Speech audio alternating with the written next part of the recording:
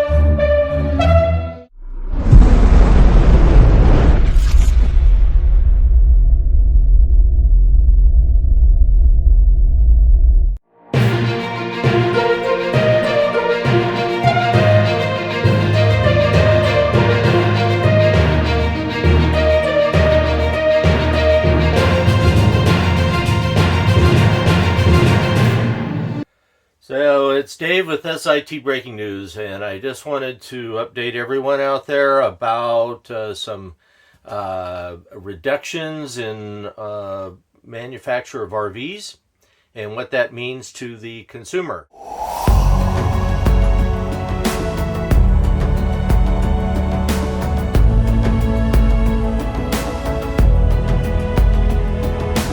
Obviously, the reduction in production is based on differences in supply and demand. Demand's dropped off. And what does that mean for the consumer as far as cost savings? Well, prices will still be up there, but maybe there'll be some discounts on new products. But I think the real opportunity here has to do with used RVs. And I've always recommended buying used, not brand new, because you lose money so quickly in these transactions. So for those that bought during the last couple of years, this might be an opportunity to upgrade by selling if they got in right and paid for it or made a sizable down payment on the RV. They could sell that one and then upgrade to one that's better suited to their needs that they found out over the last year or two. And for newbies, new people getting into the camping thing, then the opportunity is to get into it and find a good used product. And that's really the key, finding a good used product and having it inspected by a certified inspector is the absolute best way to go and the best investment before you plunk down some money and buy an RV. And I'll have a link below in this video.